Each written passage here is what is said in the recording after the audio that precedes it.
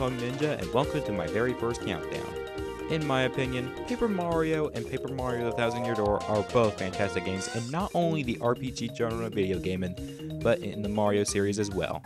One thing that really hit home run with both of these games are the partners that you get in these games. These partners help you out in many certain ways, whether you want to know some important information about certain enemies, reaching certain items, or switches that you can't reach, or even hiding from enemies if you don't feel like battling them. So today, I decided to count down the top 15 Paper Mario sidekicks, from my least favorite to my favorite. Here are the rules for this list. 1. I am only looking at the partners from the first 2 Paper Mario games. I'm not including any of the pixels from Super Paper Mario. Why do I say this? Basically because they're not basically partners, they're just pixels. In my opinion, they just don't count as a partner. 2. I'm looking at how they're reliable in battle and how they can help you out in the overworlds. Lastly, before I start this list, let me just say this. This is all based on my opinion, so if you disagree with any of this, then that's perfectly fine as long as you respect my opinion. With all this said, let's get started.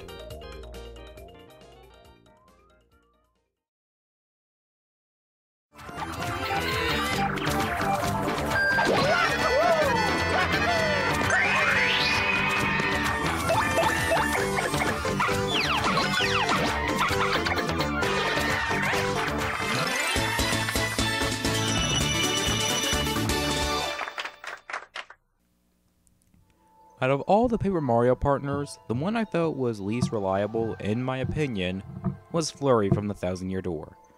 You first meet her when a puny named Punyo takes you to her house. She informs you that her necklace is missing and tells you that she can't come out unless you give her back her necklace. Wow, you lose one necklace, and yet you act as if your brother just got killed. Whatever. Who would have known women would get traumatized just for losing one piece of jewelry? After you defeat the Shadow Sirens and get her necklace back, Flurry joins your party, and you can use her overworld ability to find secret entries, including the one in the Great Tree. And you could also use this to find hidden items as well. To me, she didn't even feel that reliable when I used her in the overworld. Using her in battle is not much help either. Her moves consist of Body Slam, Gale Force, Lip Lock, and Dodgy Fog. For the Body Slam move, you have to align a cursor with the target of the enemy you are attacking. The Gale Force, which is probably the hardest move for me to use, blows the enemies off the battlefield. I never really understood how this works. It always confused me, and I push the buttons in the correct order they tell me to push it, but I never seem to blow anyone off the battlefield. This almost never works whenever I use it. Alright, back to the moves. The Lip Lock ability is able to steal the enemy's HP and add it to her own.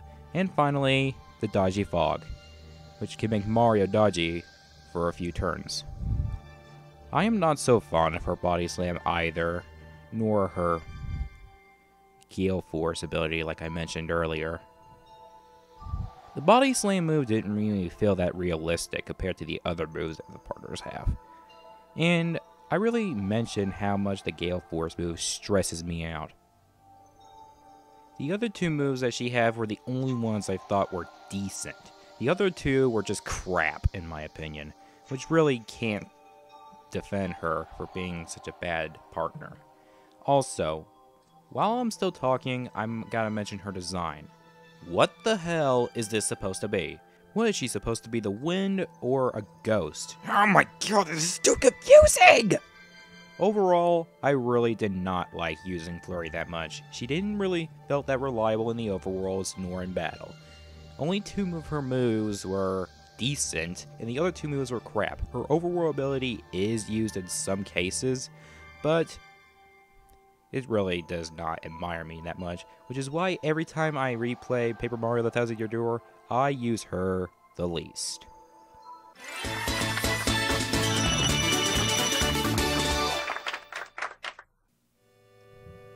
Now I know what you're thinking. Why did you put Goombella higher than Flurry? Okay, let me just say this. Yes, I know it doesn't make sense to me to put her higher than Flurry on this list, but somehow in my unusual mind, I think that Goombella is a lot more reliable than Flurry in 1,000 Year Door. The first time you meet her, she gets ganged up by the X-Nauts, saying that she knows something about the Crystal Stars, although she doesn't know what they're talking about. Once you save her and defeat the X-Naut leader, and escape an ambush of X-Nauts, she thanks you and becomes the very first partner that you get in the 1,000 Year Door. Her tattle ability that you use in the overworld allows her to talk about where Mario is and about the people they meet. Her moves aren't the best thing in the world in battle, but I do think that they are more reliable than Flurry's. Her moves are the Head Bonk, Tattle, Multi-Boink, and Rally Wink. The Head Bonk is a lot similar to Mario's jump ability, except she uses her head and Mario uses his feet. Her Tattle ability is extremely useful in this game until you get a certain badge in the game. The Tattle ability gets information on a certain enemy in the game. He talks about it for a while, and then talks about its stats, and then just says some random fact about the enemy. After you do this to the enemy, every single time you encounter this certain enemy again, its HP is revealed for the entire game. Another good thing about the Tattle ability is that it's the only special attack that doesn't require any flower points.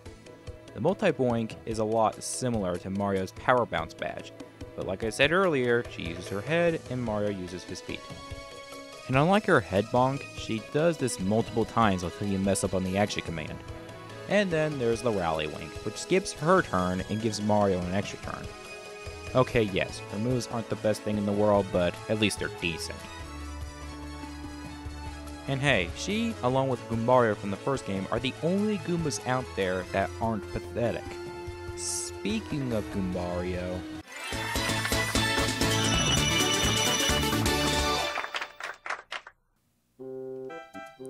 there's not much I could talk about this partner due to the fact that he's basically like Goombella, except he's a guy. After you are defeated by Bowser and fall who knows how many stories down to the ground, you find yourself in someone's house, resting after the battle you had. Turns out that this house belongs to a family of Goombas. One of these family members is Goombario. Goombario is one of Mario's biggest fans. Once he is told that he can go on an adventure with Mario, he, like Goombella, becomes the first partner that you get in the game. His overworld move, Tattle, is exactly like Goombella's. You can tell Mario where he is and talk about the people they meet. His moves in battle are the Head Bonk, Tattle, Charge, and Multi-Boink. All of his moves except Charge work the exact same way like Goombella's moves. The Head Bonk works like Mario's jump ability, except he uses his head and Mario uses his feet. The Tattle ability allows Goombario to talk about a certain enemy and tells us its stats and tells us a fun fact about the enemy. Do this once, and every time you meet the enemy again, you'll know exactly how much health it has. But unlike Goombella, you don't have to hit the A button once the cursor reaches the circle. In fact, it doesn't require anything. All you have to do is just select Tattle and pick the enemy you want to tattle on, and that's it. The Multi-Boink works exactly like Mario's Power Bounce badge. He does this until you screw up on the action command, except Mario uses his feet, and yeah, you get the idea. And then there's Charge, which can raise his Head Bonk attack by 2. The reason I put Goombario higher than Goombella is just basically because you don't need an action command for the Tattle ability.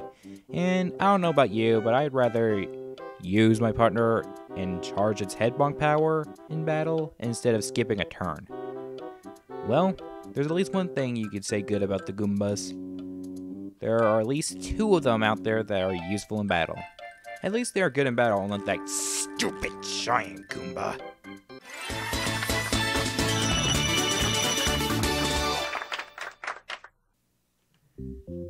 When you activate a trap in the Koopa Bros fortress that sends you to a cell, you meet a Pigma Bomb called Bombette, who was thrown in prison for exploding next to the Koopa Bros. She may look harmless, but don't be fooled, this bomb is not to be messed with. In fact, don't try to mess with her, cause that wouldn't be such a good idea. Her overall move is Bomb. This blows up any kind of surface that seems breakable. This is a useful overworld ability because where you're supposed to go to may be blocked up by these breakable walls. Now to her moves in battle. They are Body Slam, Bomb, Power Bomb, and Mega Bomb. Yep, that's pure creativity right there, folks. Her Body Slam move is like Flurry's Body Slam, but instead of moving the cursor to the circle, you had to hold the A button to fill up the gauge. The higher the gauge is filled, the greater the attack is. And plus, her Body Slam move doesn't even look like a Body Slam. It looks like she's charging at the enemy, not Body Slamming it. The bomb move, like any other bomb should know, lights the fuse, runs toward the enemy, and blows into the enemy, causing decent damage. The power bomb is like the bomb, except it damages all enemies that are on the ground. And finally, Mega Bomb. This move works exactly like both bomb and power bomb, but this time it damages every single enemy, whether it's flying or not. The only downside to this move is that it takes up way too many flower points. That fact aside, it's really fun using her in battle, because I love blowing up enemies with pink bombs.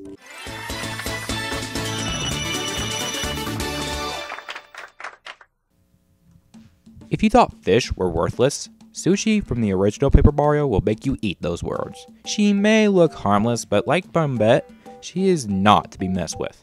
In fact, according to the Yoshi children, she is very bossy. While traveling in the Lava Island, you come across Sushi babysitting 5 Yoshi children. Unfortunately, while looking for the 5th star spirit, the kids go missing. You then run into her again and then decide to help her search for the children. This is a good thing because in this game there is a lot of water. The only way you can be able to swim across it is if you have Sushi. Not only can you swim in the water, but you can also dive underwater if there are any obstacles in your way. This is really helpful because this chapter requires a lot of swimming until you get inside the volcano. Her moves in battle are really useful as well. Her moves consist of Belly Flop, Squirt, Water Block, and Tidal Wave. Belly Flop works the same way as Flurry's Body Slam, except you hold the control stick left until the bright star lights up. Her Squirt move shoots water at one enemy. The Water Block boosts up Mario's defense up. And then there's the deadly Tidal Wave move. This unleashes a powerful water move that attacks every single enemy. God, I love seeing my enemies getting washed up by this move. These moves are really useful because the boss battle of this chapter is incredibly hard, and you need Sushi's Squirt move to put out the fire that's on the lava piranha. This goes to show that not all fish are worthless, especially when you have Sushi on your team.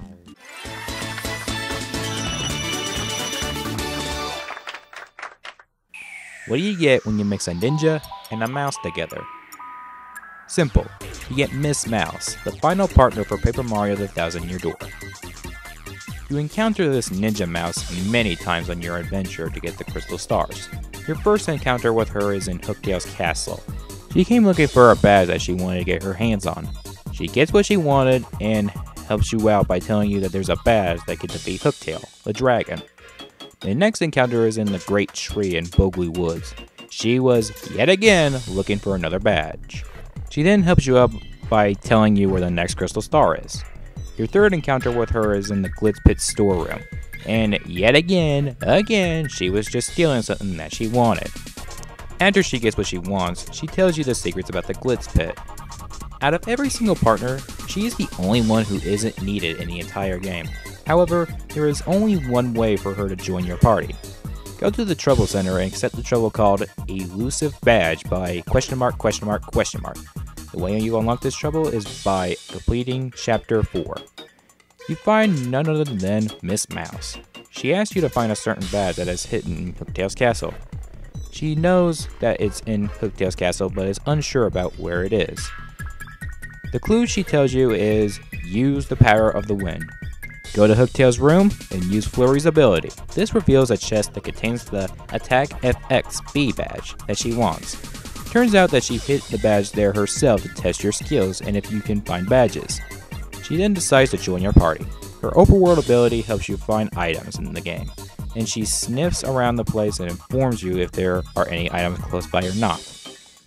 At the end of the game, she is seen with a black bandana then a red one. Whenever she has the black bandana on, she calls herself the Badge Ninja. I always liked that about her because I love ninjas. Now that I've ranted about her long enough, let's talk about her moves in battle. Her moves are Love Slap, Kiss Thief, Tease, and Smooch. Love Slap slaps your enemy. Kiss Thief steals any items or badges that the enemy might be holding. Tease makes your enemies dizzy. And Smooch replenishes Mario's HP by 10. Okay, her moves aren't the best thing in the world, but they can be useful. Whenever you want a ninja on your team, just call Miss Mouse, the badge ninja. She will not be a disappointment.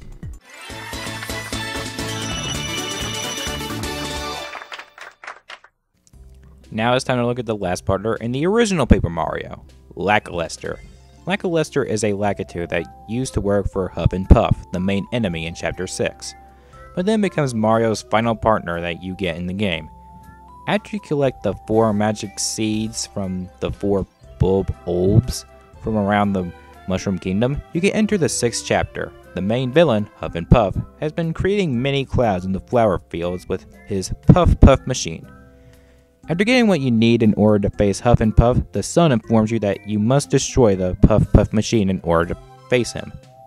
You then encounter Lakha Lester, and since he's working for Huff and Puff, battles you. After defeating him, his girlfriend, Lakha Lulu, comes and asks you not to finish off Lakha Lester. He becomes annoyed and asks her to call him Spike because, well, he hates his real name. He then asks why you are trying to save the world. No matter what your answer is, he'll think that you're cool and decide to join your party. His overworld ability allows Mario to jump on his cloud and glide over spikes and other dangerous obstacles that are in your way. Now for his moves in battle. Spiny Flip, Spiny Surge, Cloud 9, and Hurricane. Spiny Flip gives him a spiny egg and throws it at an enemy. Spiny Surge is just like Spiny Flip, but gives him multiple spiny eggs and he throws them at all the enemies. Cloud 9 creates a cloud for Mario and boosts his evasion rate. And last, the Deadly Hurricane. Unfortunately, this doesn't damage any enemies, it only blows them off the battlefield. Nevertheless, the power of his hurricane should not be messed with. Some of you might think that this guy is lame, and it's definitely strange that he would change from being a bad guy to becoming a good guy, but I like this guy a lot, and he's very helpful, especially if you're trying to glide over spikes and lava. So don't say that this guy is worthless, because even though he doesn't look like it, he's completely worth your time.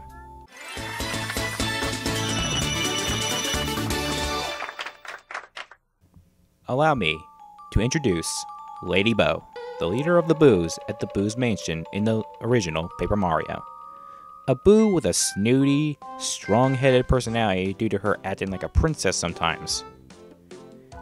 After you have solved the puzzles in Boos Mansion, you and her join forces to stop the ghost-eating boss of Chapter 3, Tubba Bubba. In return, Bo will give you the 3rd Star Spirit. Once you defeat Tubba Bubba, Bo gives you the 3rd Star Spirit and decides that she wants to help you out on the rest of your adventure. Her overworld ability allows you to disappear for as long as you want to until you start moving again. This is one of the best things to have in the game because once you enter Tubba Bubba's castle, there are a ton of these security robots there waiting to throw you out of the castle. However, they can't throw you out if they can't see you, which is why this move is extremely useful. Not only can you hide from enemies in this game, but you can also use this move in order to move through walls that are in your way. Now to her moves in battle. They are Smack, Out of Sight, Spook, and Fan Smack. Smack slaps an enemy like crazy. Out of Sight makes Mario invulnerable to any attacks. However, her turn is skipped on Mario's next turn. Spook scares any enemy away from the battlefield, and her Fan Smack is basically like her Smack attack, except she uses a fan. Yeah, not really much of a difference. She's a joy to use. However, she isn't any higher on this list because once the final battle starts, all of her attacks are useless, except for Out of Sight. Even with that major disappointment, it's still fun using her. Moody attitude and useless in the final battle aside, this is a great character to use.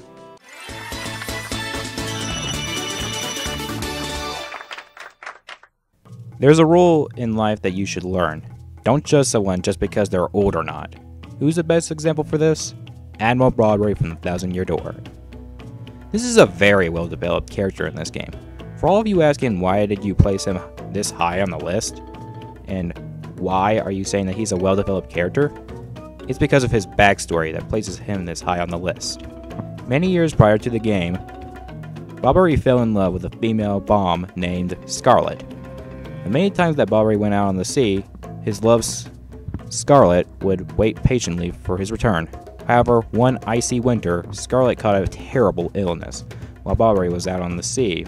By the time Bobbery returned to his love, she was dead.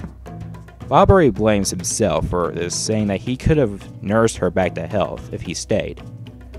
Tormented by nightmares about Scarlet, Bobbery decided to never go out on the sea ever again. In order to get the next crystal star located on Key Hall Key, you need to have a navigator. You come across none other than Admiral Bobbery. Bobbery tells you that you are what they are looking for, but denies the request to go out on the sea because of his backstory. One of the pirates that you're traveling with, Podley, tells you Bobbery's sad backstory, and gives you a letter that was written by Scarlet. You then give the letter to Bobbery, which contains words of encouragement from Scarlet to tell Bobbery to embrace his love of the sea. After reading this, he agrees to go out with you. However, the ship you are sailing on sinks and Bobbery is thought to be dead. Turns out that he was just battling some Ember enemies. After defeating them, he states that he is about to die. He asks for a Chocola Cola as his final request. After bringing him his drink, your partner realizes that he's not dead, he's just sleeping. After waking him up with Mario's hammer, Bobbery decides to join Mario and the rest of the partners. I felt really bad for Bobbery because of his tragic loss. It's so sad that it's meant to be taken serious. I wish I could talk more about him, but I think I've said enough. Now on his overworld ability. All that needs to be said is that it's completely similar to Bombet's overworld ability. You throw him, he takes a few steps, and blows up any breakable walls that you enter. Now, onto his moves in battle. They are Bomb, Bomb Squad, Hold Fast, and Bombast. The bomb is just like Bombet's bomb move, running towards an enemy and blowing up in front of it. Bomb Squad releases 3 bombs, and in one turn, they will blow up. And whatever enemy is close to the bombs will get damaged. Hold Fast damages any enemy that direct attacks Bobbery, and Bombast is similar to Bombet's Mega Bomb, except the damage is a lot greater. Bobbery is a very well developed character and is excellent in battle, which is why he is this high on the list. So don't think about messing with this guy. You might regret that decision.